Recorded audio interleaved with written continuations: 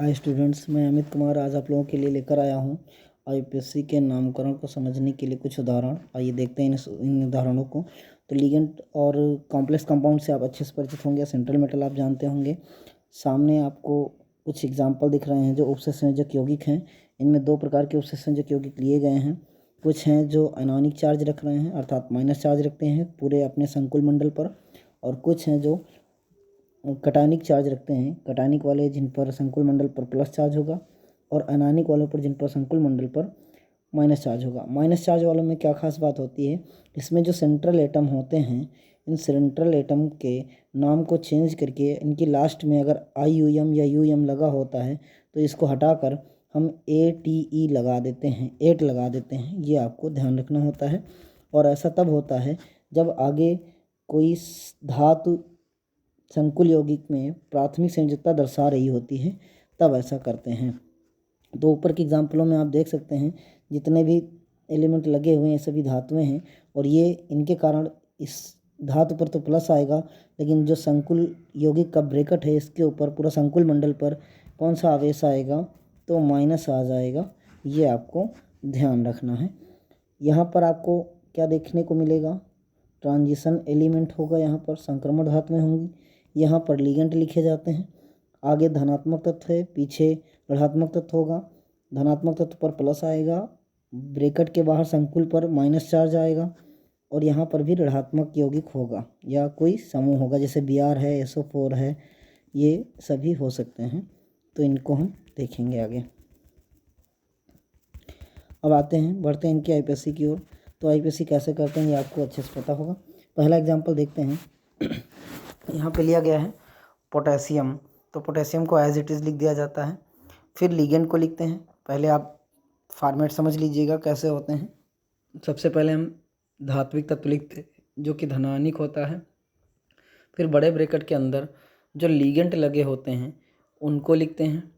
और लिगेंड में भी अगर कई लिगेंड हैं, कई प्रकार के हैं, तो उन्हें अल्फ़ाबेटिकली लिखते हैं, और उनसे पहले उन लिगेंड की संख्या को लिखते हैं, जैसे कि मोनो, डाई, ट्राई। अगर इनकी द्विदंती या त्रिदंती हैं तो 20, 30 ऐसे भी लिखते हैं। उसके बाद क्या करते हैं, हम सेंट्रल एटम का नाम लगाते हैं। यहाँ पर जो सेंट्रल एटम होगा उसको लिखते हैं, और फिर उसके बाद उसकी ऑक्सीकरण संख्या जो कि रोमन अंकों में लिखते हैं। ये आपको ध्यान रखना है भली भांति। अब आगे बढ़ते हैं। इसके बाद फिर इसकी आईपीएससी करते हैं। तो आईपीएससी कैसे करते हैं ये आपको ध्यान रखना है। ये पहला एग्जाम्पल दिया गया है, पोटेशियम लिखा गया है, एक पोटेशियम है। आप पोटेशियम की संख्या नहीं लिखना है क्योंकि इसकी वजह से आपको ऑक्सीकरण संख्या यहाँ पर लिखना ही पड़ता है, तो आप इसको संख्या में नहीं लिखेंगे। तो पोटेशियम हो जाएगा। 2 साइनाइड हैं तो यहाँ डाई साइनो, और अर्जेंटम है तो अर्जेंटम में मैंने कहा UM हटाते हैं और 8 लगाते हैं। ये आपको ध्यान रखना है। तो ये हो जाएगा क्या, पोटेशियम डाई साइनो अर्जेंटेट। और ऑक्सीकरण संख्या ये फर्स्ट कैसे आई, तो ये आपको ध्यान रखना है। संकुल एटम जो यहाँ पे सेंट्रल एटम दिया गया है संकुल का Ag, इस पर पोटेशियम 1 इलेक्ट्रॉन दे रहा होता है, इसके कारण इस पर एक प्लस आएगा पोटेशियम पर, तो यहाँ पर सिल्वर पर माइनस आ जाएगा। और 2 साइनाइड हैं, इनके कारण दो साइनाइड इससे इलेक्ट्रॉन ले रहे हैं, या ऐसे आप समझ लीजिए कि पोटेशियम 1 इलेक्ट्रॉन इसको देता है, जबकि क्लोरीन 2 इलेक्ट्रॉन CN 2 इलेक्ट्रॉन ले लेते हैं। तो ओवरऑल इसको कितने इलेक्ट्रॉन देने पड़ रहा है, तो 1 इलेक्ट्रॉन डोनेट करना पड़ रहा है, इस कारण इसको फर्स्ट लिखा गया है। तो ये आप साइनाइड और पोटेशियम का अंतर देख सकते हैं, इस पे 2 है, इसका 1 है, तो ये आ जाएगा फर्स्ट। अब आगे बढ़ते हैं। दूसरा एग्जाम्पल, पोटेशियम यहाँ भी दिया गया है तो हो जाएगा पोटेशियम।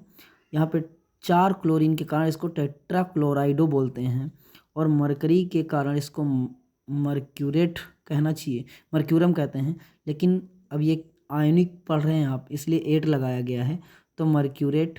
और सेकंड ऑक्सीकरण संख्या कैसे आई ये आप देख सकते हैं।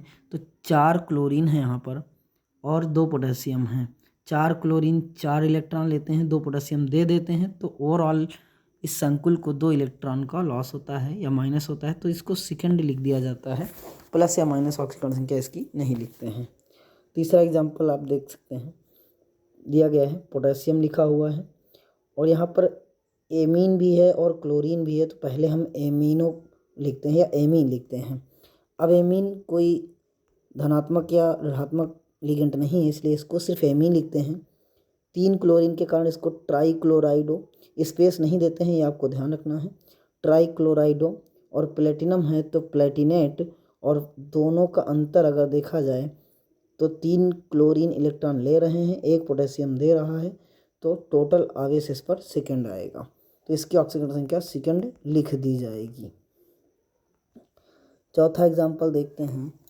सोडियम लिया गया है, सोडियम, उसके बाद डाइसाइनाइडो या डाइसाइनो, 2 साइनाइड हैं तो डाइसाइनो, और ये ऑरम सोना होता है, ऑरेट बोलते हैं इसको, तो सोडियम डाइसाइनो ऑरेट। और फर्स्ट क्यों है तो आप सोडियम 1 है और साइनाइड 2 हैं, तो आप अंतर देख सकते हैं कितना है इन दोनों का, 1 अंतर है, साइनाइड 2 इलेक्ट्रॉन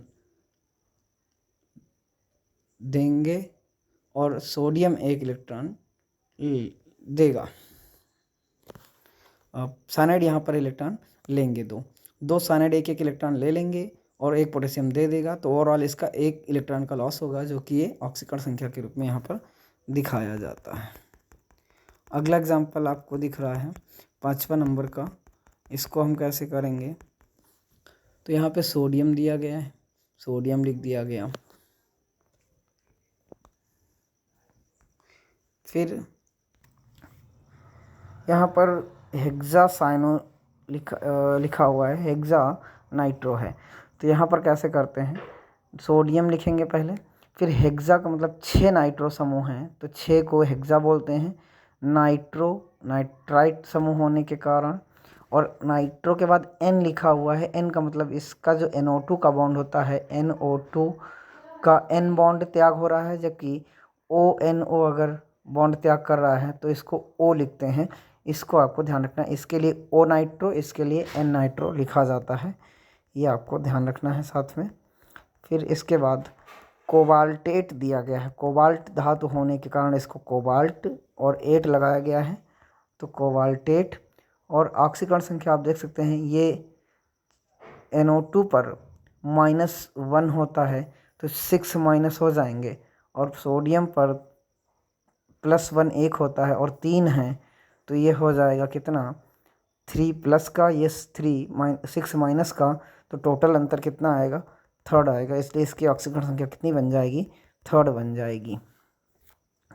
अगला एग्जाम्पल है FeCN K3FeCN का होल 5 NO,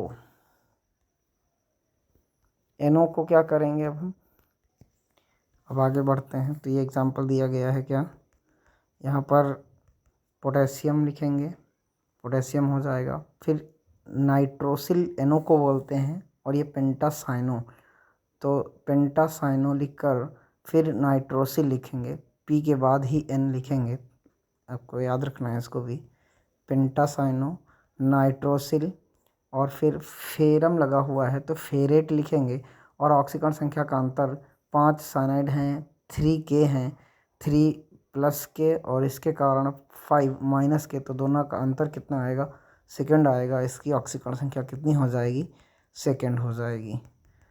अब आते हैं अगले संकुल पर, K3CO C2O4 का होल थ्राइस, ये ऑक्जेलिक अम्ल का आयन होता है, जिसको ऑक्जेलेट आयन बोलते हैं, द्विदंती होता है, तो इसके लिए क्या लिखते हैं, अब यहाँ पर पोटेशियम 3 है, ऑक्जेलिक आयन पर 2 माइनस होता है, और 3 ऑक्जेलिक आयन है तो गुणे 3 करेंगे, टोटल ऑक्सीकरण संख्या -6 आ जाएगी, जो कि ब्रैकेट के उस पार 0 के उस पार जब जाएगी तो क्या हो जाएगी, प्लस की हो जाएगी, डिफरेंट कितना आएगा, 3 का अंतर आएगा, आप देख सकते हैं, ये -6 और ये +3, तो पोटेशियम यहाँ पे 3 ऑक्जेलेट हैं तो ट्राई ऑक्जेलेटो और कोबाल्टेट हो जाएगा, क्योंकि ये कोबाल्ट है तो कोबाल्टेट, और 3rd हो जाएगा। नेक्स्ट IPSC पे आते हैं, 4 नाइट्रो पोटेशियम दिख रहे हैं, तो पोटेशियम टेट्रासाइनो, 4 साइनाइड होने के कारण साइनो कहा गया है, और निकल के कारण है 8 है, क्योंकि पोटेशियम सामने लगा हुआ है, और 4 प्लस का है, 4 माइनस का साइनाइड है, तो ओवरऑल इसकी ऑक्सीकरण संख्या 0 आएगी, इसलिए यहाँ पर 0 लिख दिया जाता है या 0 भी लिख सकते हैं आप। नेक्स्ट है सोडियम टेट्राकार्बोनिल, क्योंकि CO समूह को कार्बोनिल बोलते हैं। सोडियम टेट्राकार्बोनिल कोबाल्टेट, कोबाल्ट के कारण इसको कोबाल्टेट बोलेंगे। और यहाँ पर सोडियम कितना आवेश रख रहा है, क्योंकि CO समूह पे कोई आवेश नहीं होता है, तो सोडियम के कारण +1 आएगा, तो यहाँ पे फर्स्ट ऑक्सीकरण संख्या रख देते हैं। तो ये हो जाएगा sodium tetracarbonyl cobaltate first. Next IUPAC देखते हैं। नेक्स्ट दिया गया है पोटेशियम दिए गए हैं, तो पोटेशियम लिख दिया गया है 6 फ्लोरीन यानी हेक्सा फ्लोराइडो, या फ्लोरो भी लिख सकते हैं, फ्लोराइडो।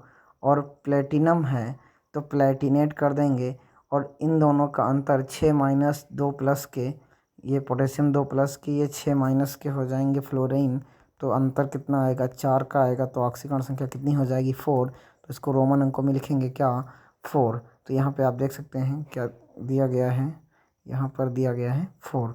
तो पोटेशियम हेक्सा फ्लोराइडो प्लेटिनेट 4। तो इस तरह से आप एग्जाम्पल अब कर सकते हैं। इसके आगे का भी देख लीजिएगा। पोटेशियम ये ऑस्मियम दिया गया है, ऑस्मिएट हो जाएगा। पेंटा क्लोराइडो 5 क्लोरीन है। नाइट्राइडो, एक नाइट्राइड, N लगा होने के कारण नाइट्राइड है, IDO हटाएंगे, O लगा देंगे, नाइट्राइडो हो जाएगा। ऑस्मियम को ऑस्मेट लिखेंगे, और इनका अंतर कितना आएगा, तो ये हो जाएगा 6। तो ये 6 अंतर आ जाएगा। 5 - का ये भी है। नाइट्राइड 3 - के हैं, तो 5 - 3 8 - के हो जाएंगे, 2 घट जाएंगे, कितना आएगा 6 - आ जाएगा। आपको ध्यान रखना है नाइट्रोजन पर 3 - होते हैं, ये आपको ध्यान रखना है। अगला एग्जाम्पल दिया गया है 12 नंबर का एग्जाम्पल। Fe4 हैं और FeCN का होल 6 का होल थ्राइस दिया गया है। Fe4 दिया गया है और Fe4 में FeCN का होल 6 को होल थ्राइस लेकर दिखाया गया है। तो ये जो 3 लिखा हुआ है ये इसकी ऑक्सीकरण संख्या होती है। Fe पर 3+ चार्ज अगर हैं तो ये फेरिक फॉर्म में होता है, तो इसको लिखा गया है फेरिक। और हेक्सासाइनो, क्योंकि 6 साइनाइड दिए गए हैं, फेरिक फॉर्म पहले ही बता दी गई है। और इनका अंतर टोटल कितना आएगा, तो ये आएगा सेकेंड। तो ये इस तरह से इसकी ऑक्सीकरण संख्या निकल आएगी, सेकेंड हो जाएगी। तो इसको लिखना है क्या सेकेंड, अर्थात फेरिक हेक्सासाइनो फेरेट सेकेंड हो जाता है। यहाँ पर फेरिक की ऑक्सीकरण संख्या कैसे निकालेंगे, तो आप देख लीजिएगा। Fe4 हैं, इन पर 3+ चार्ज हैं, 4 Fe पर 3+ हैं, तो 3 × 4 = 12 आवेशीय हो जाएगा। और इस Fe के साथ 6 साइनो लगे हुए हैं, और 6 का 3 से गुणा करेंगे, साइनाइड 6 × 3 = 18 हो जाएंगे। तो इसकी ऑक्सीकरण संख्या कितनी हो जाएगी 18। तो इस Fe की 18 और इस Fe की कितनी हो जाएगी 12। तो टोटल कितने का अंतर आ रहा है 6 का, और 6 का अंतर अगर आ रहा है तो इस Fe को देखिएगा, ये 3 बार साइनाइड लगा हुआ है यहाँ पर, तो तीनों में डिवाइड कर दीजिएगा, अर्थात 3 Fe हैं। तीनों Fe में अगर 6 की ऑक्सीकरण संख्या डिवाइड कर दी जाए तो कितने कितने का आएगा, 2-2 का आवेश तीनों पर आ जाएगा। 3 Fe पर 2-2 का आवेश आएगा। ये अंदर वाले ब्रैकेट के अंदर वाले की बात कर रहे हैं, ये आप कर सकते हैं। तो इस तरह से अगला एग्जाम्पल हो जाएगा सोडियम। इसके बाद एमीन दिया गया है, तो एमीन को पहले लिखेंगे एमीन। उसके बाद ब्रोमाइड दिया गया है, ब्रोमाइडो। फिर क्लोराइड दिया गया है, क्लोराइडो। फिर नाइट्राइड दिया गया है, तो नाइट्राइटो। और N जुड़ा हुआ है नाइट्राइड का, तो N। और प्लेटिनम है तो प्लेटिनेट। और ऑक्सीकरण संख्या टोटल कितनी आ रही है, एक N आगे है, 3 - के ये एटम ClBr और NO2 हैं, तो 3 और आगे का 1+ तो घटकर +2 आ जाएगी ऑक्सीकरण संख्या। तो सेकेंड ऑक्सीकरण संख्या इसकी लिखी जाएगी। तो इस तरह से आप 14, 15, 16 और 17 नंबर एग्जाम्पल कर सकते हैं। अब हम आते हैं नेमिंग ऑफ कटायनिक कॉम्प्लेक्स। इसमें आपको जो संकुल यौगिक का ब्रैकेट होता है उस पर जनरली प्लस चार्ज आ जाते हैं, जिसके कारण जो सेंट्रल एटम होता है, सेंट्रल एटम जो लिगेंड को लिए रहता है, उसको हम एज इट इज़ लिख देते हैं। जैसे प्लेटिनम है तो प्लेटिनम ही रखते हैं, मर्क्यूरियम है तो मर्क्यूरियम ही रखते हैं, 8 नहीं लगाते हैं।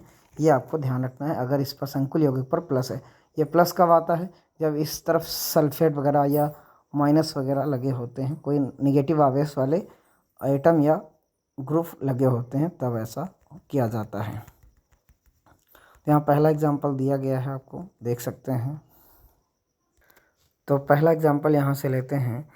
प्लेटिनम है, Cl है, मेथिलेमीन लगा हुआ है लिगेंड के रूप में, Cl मेथिलेमीन और एमीन जो कि लिगेंड के रूप में है। लेकिन यहाँ पे जो ये Cl दिया गया है ये प्राथमिक संयोजकता का है, इसलिए इसको हम इसकी वजह से इस पर प्लस आवेश आने वाला है और ये क्लोरीन माइनस में जाएगा, तो ये कटायनिक स्टेज में चला जाएगा। संकुल मंडल आपको ध्यान रखना है। तो कैसे करेंगे आईपीएससी? तो इसमें एमीन वाला ए वाला पहले उठाएंगे तो डाई एमीन, उसके बाद फिर सी वाला उठाएंगे तो क्लोराइडो, फिर एम आएंगे तो मेथिलेमीन, क्योंकि एक ही है तो मेथिलेमीन। और प्लेटिनम लगा हुआ है तो प्लेटिनम ही लिखेंगे, इसको 8 नहीं लगाएंगे यहाँ पर। और ऑक्सीकरण संख्या टोटल अगर देखी जाए तो कितनी आएगी? एक Cl माइनस के कारण और एक Cl इस वाले माइनस के कारण, टोटल 2 ऑक्सीकरण संख्या आएगी, तो 2 लिख दिया गया है। और यहाँ पर क्लोराइड बाहर है तो इसके लिए क्लोराइड लिख दिया जाता है, तो ये क्लोराइड IDE होगा, ध्यान रखिएगा, स्पेलिंग देख लीजिएगा आप। दूसरा एग्जाम्पल दिया गया है, कोबाल्ट है, एमीन 6 हैं और क्लोरोसल्फेट लगा हुआ है। इसको हम क्या कहेंगे? क्लोराइड सल्फेट बोलते हैं। क्लोरीन भी है और सल्फेट भी है। तो इसको देखते हैं। अब को हेक्सा एमीन दिए गए, 6 एमीन के कारण हेक्सा एमीन, 6 को हेक्सा एमीन NH3 को बोल रहे हैं यहाँ पर। और कोबाल्ट है तो कोबाल्ट लिखा गया है, और सल्फेट पर 2 माइनस और क्लोरीन पर 1 माइनस के कारण टोटल माइनस कितने हो रहे हैं? 3। तो ऑक्सीकरण संख्या कितनी हो जाएगी? क्योंकि NH3 पर 0 आवेश होता है तो इसकी ऑक्सीकरण संख्या कितनी हो जाएगी? 3 हो जाएगी। तो यहाँ थर्ड लिखा गया है। और 2 आवेश माइनस वाले आ रहे हैं या 2 समूह हैं, एक क्लोरीन और एक सल्फेट, तो क्लोराइड लिखा गया है, फिर सल्फेट लिखा गया है। तो इस तरह से इसकी आईपीएससी कर सकते हैं आप। अब आगे फिर अगला दिया गया है प्लेटिनम, फिर क्लोरीन है, नाइट्राइल समूह है, उसके बाद एमीन है, फिर सल्फेट लगा हुआ है बाहर जो प्राथमिक संयोजकता दिखा रहा है। तो इसको कैसे करेंगे? तो यहाँ पर दिया गया है टेट्रा एमीन, एमीन कितने हैं? टेट्रा एमीन 4 एमीन है। उसके बाद क्लोरीन लिखा हुआ है तो क्लोराइडो, फिर नाइट्राइल NO2 आएगा, N आएगा तो नाइट्राइटो, नाइट्राइट को नाइट्राइटो बोलेंगे। और क्योंकि इसका N समूह सेंट्रल मेटल से जुड़ा हुआ है तो N लिखेंगे, नाइट्राइटो N लिखेंगे। अगर ऑक्सीजन जुड़ेगा तो O लिखेंगे। और फिर प्लेटिनम है, क्योंकि Pt है तो प्लेटिनम। और ऑक्सीकरण संख्या टोटल कितनी आ रही है?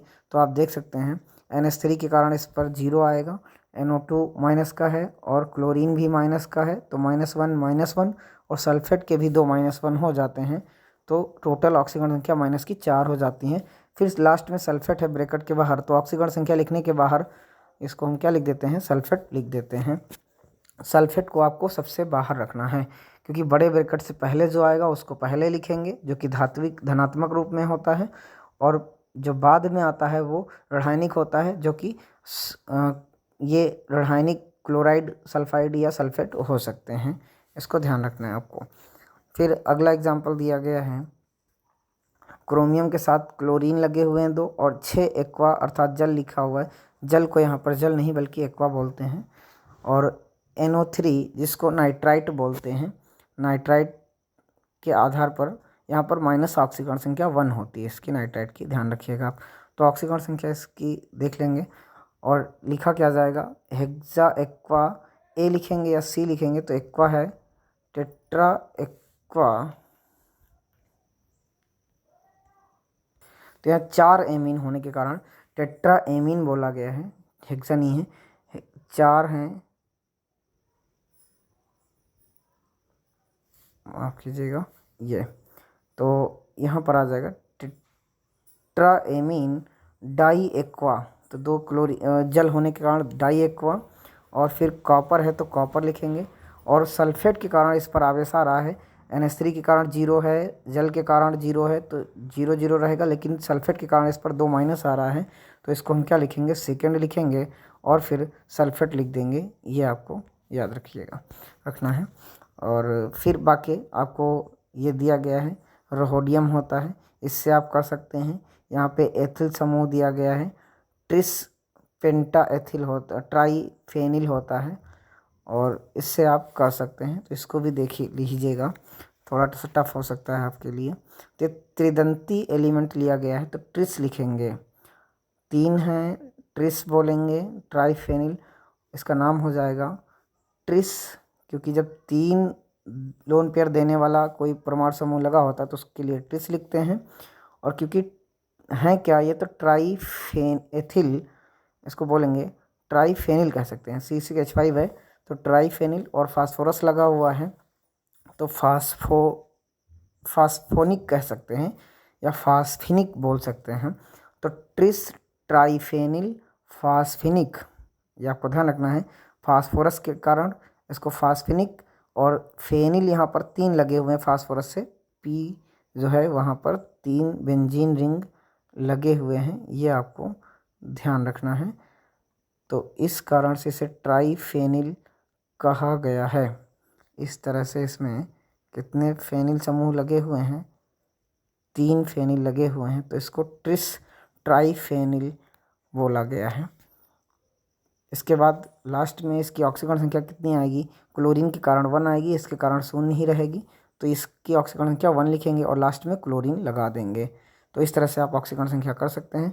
यहाँ पे एथिलीन डाइएमीन दिया गया है जो कि द्विदंती लिगेंड होता है, तो ट्राईब्रोमो, यहाँ ब्रोमीन दिया गया है, डाईब्रोमो, और इन दिए गए हैं 2, तो 2 के लिए 20 लगाएंगे, एथिलीन 1,2 डाइएमीन होता है। फिर कोबाल्ट है तो कोबाल्ट लिख देंगे, यहाँ पर कोबाल्ट लिख दिया गया, और ऑक्सीकरण संख्या इसकी ब्रोमीन के कारण 2 और क्लोरीन के कारण 1 और 3, तो थर्ड यहाँ पर लिखी गई है। फिर अगला दिया गया है CO के साथ F है, फ्लोरीन है, इन है, और क्लोरेट आयन लगा हुआ है, तो इसको यहाँ पे इन जो होता है वो द्विदंती होता है, तो 20 लिखा गया द्विदंती के लिए, 20 और त्रिदंती के लिए ट्रिस लिखते हैं, ध्यान रखिएगा, यहाँ पे ट्रिस लिखा गया है, यहाँ पर 20 लिखा गया है, आपको ध्यान रखना है। तो डाईब्रोमाइडो, उसके बाद एथिलीन डाइएमीन 2 हैं तो इसके लिए लिखा गया है 20, ब्रैकेट में एथिलीन डाइएमीन अर्थात इन का नाम लिखा गया है एथिलीन 1,2 डाइएमीन। फिर कोबाल्ट है तो कोबाल्ट को लिख दिया गया है, और टोटल ऑक्सीकरण संख्या इसकी कितनी आ रही है, 2 ब्रोमीन और 1 क्लोरीन की, तो 3 आ रही है, थर्ड हो जाएगा। अगला देख लीजिएगा, अब इन दोनों को आप कर सकते हैं हालांकि, लेकिन फिर भी बता दे रहे हैं, एक एग्जाम्पल बता दे रहे हैं, एक आपको करना है लास्ट वाला। तो यहाँ पर कोबाल्ट के साथ में एथिलीन डाइमीन 2 लगे हुए हैं, फ्लोराइड 2 लगे हुए हैं, और एक क्लोरेट लगा हुआ है, तो 20 एथिलीन डाइएमीन, उसके बाद 2 फ्लोरो हैं तो डाई फ्लोराइडो, और फिर कोबाल्ट थर्ड क्यों आ रहा है, तो इस पर -1 क्लोरेट पर होता है, तो Fe पर -1 आएंगे, तो थर्ड ऑक्सीकरण संख्या हो जाएगी, पर क्लोरेट बोलते हैं इसको, CCl4 पर क्लोरेट होता है, तो यहाँ पे लिख दिया गया पर क्लोरेट। अब लास्ट वाला आपको करके आंसर देना है। आई होप कि आपको हमारी वीडियो समझ में आई होगी और आपने संकुल यौगिकों की ऑक्सीकरण संख्या और IUPAC करना सीख लिया होगा। अगर आपको कहीं पर समस्या आई है तो एक बार फिर से वीडियो को रिवाइंड करिएगा और पूरी देखिएगा, समझ में आ जाएगी। तब तक के लिए थैंक यू, गुड बाय।